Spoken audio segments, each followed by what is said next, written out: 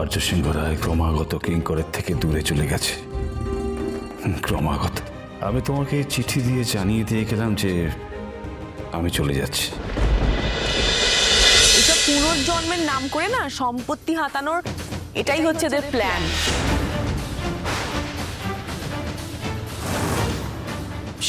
সবটা বোঝা গেছে। স্টপ ইট মানসী, স্টপ ইট।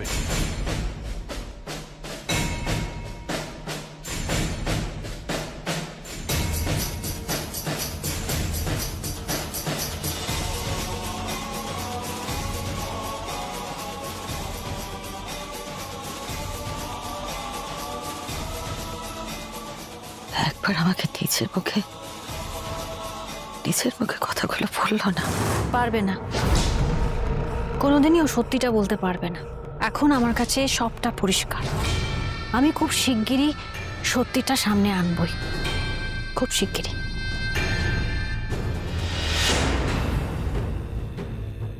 কিন্তু আর্যদা তো পালালো, ওনাকে তো আর পাওয়া যাবে না। তোমার বিচার আর হবে না দিদি। কোথাও পালাতে পারবে না।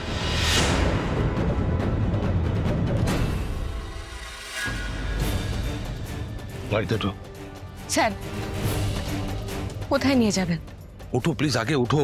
স্যার, আমি এখন আর আপনার এমপ্লয়ি নই, আপনি আমার বস নন যে আমি আপনাকে প্রশ্ন করতে পারবো না। আমি আপনার স্ত্রী, আপনাকে প্রশ্ন করার অধিকার আমার আছে। যে যাই বলুক স্যার, সত্যিটা সত্যিই থাকবে। আমি কোনোদিন আপনাকে ছেড়ে কোথাও যাব না, দূরে যাব না। কোথায় নিয়ে যাবেন স্যার? আমাদের অনেকটা পথ যেতে হবে, অনেক কিছু করার আছে। আমি আর কিছু পারি চাই না পারি, আমি আপনার সঙ্গে থাকবো, আপনার পাশে থাকবো। পথশ্রমের ক্লান্তি কি একটু হলেও দূর হবে না? আচ্ছা, আপনি মাকে বললেন না কেন যে আপনি খুন করেননি? দেখো অপর্ণা, আমি একটা কথা বলি। মা আমাকে এই প্রশ্নটা তো একবার করেনি, আগেও করেছে, আবার যখন করছে তার মানে ওনার মনের মধ্যে অবিশ্বাস রয়েছে। সেই অবিশ্বাস আমি দূর করতে পারবো না।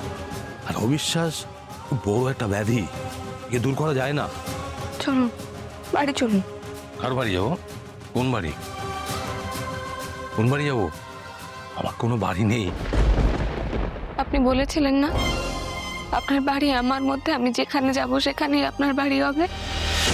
ঠিক এই রকম কথাই রাজনন্দিনী বলতো। আমার গোটা জীবনটা সামনে পড়ে আছে, আর আমি তোমাকে আপনাকে বাদ দিয়ে সেই জীবন নিয়ে আমি কি করবো স্যার? আপনি যা করবেন আমাকে সঙ্গে নিয়ে করুন। আমাকে প্লিজ আপনার পাশে থাকতে দিন স্যার। রাইতে ওঠো।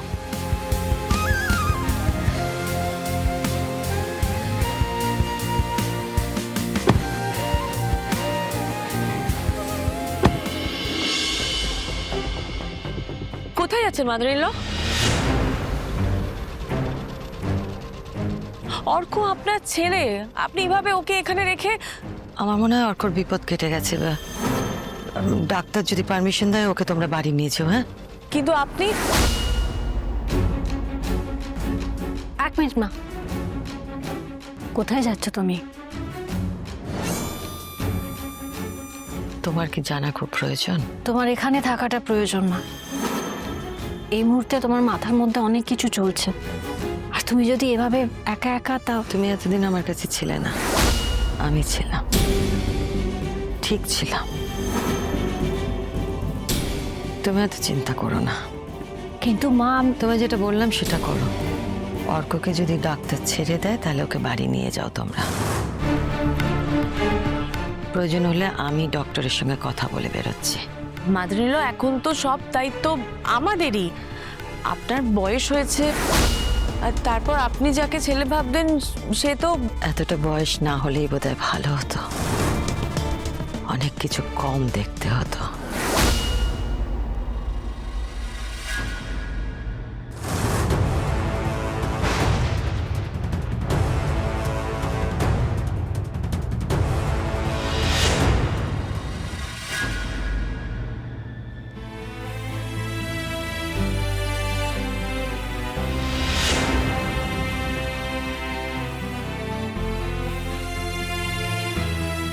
স্যারকে দেখে মনে হচ্ছে ওনার ভেতর দিয়ে যেন ঝড় বয়ে যাচ্ছে।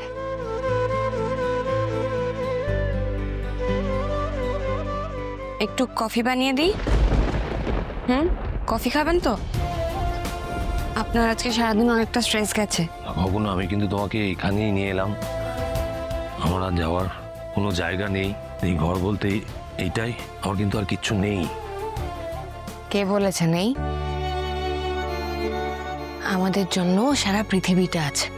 তোমাকে কিসের মধ্যে এনে ফেললাম, তাই না? সব ঠিক হয়ে যাবে স্যার, দেখবেন সব ঠিক হয়ে যাবে।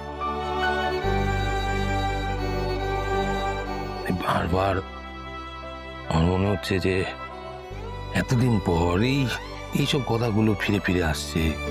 কি করি বলো তো? প্লিজ স্যার, আপনি এভাবে ভাববেন না। সব প্রমাণ হয়ে যাবে, সব ঠিক হয়ে যাবে। প্রমাণ তো দিয়েই যাচ্ছে, কত প্রমাণ দেব? সারাটা জীবন নিজেকে প্রমাণ করতে করতেই কেটে গেল। এখনো কার কাছে কি প্রমাণ করতে হবে বলো তো? দেখো, আমি যদি জানতাম আমার জীবনটা এইরকম একটা মোড়ে এসে দাঁড়াবে,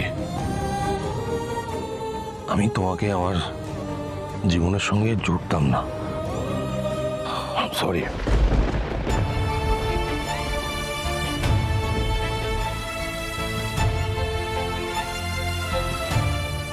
বলেছি না আপনাকে এসব কথা না বলতে। এগুলি বললে আমার আরো বেশি কষ্ট হয় স্যার। আমি আছি তো, আপনার সঙ্গেই আছি। যা প্রমাণ করার আমরা দুজনে মিলে করব। আপনি একা নন স্যার, আমি আছি। আর কিঙ্কর স্যার, উনিও তো আছেন। উনি সেদিনকে ছিলেন, উনি সব সত্যি কথা বলে দেবেন।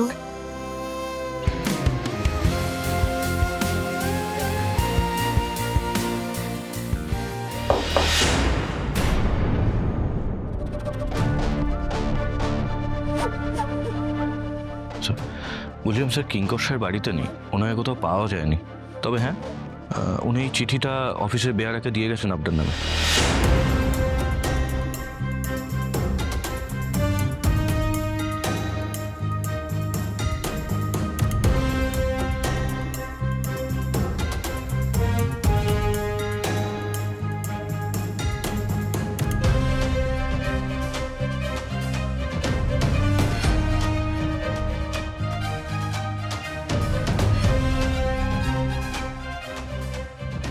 কিঙ্কর আর শঙ্কর অভিন্ন নাম ছিল, আজকে সেই নাম আলাদা হয়ে গেছে।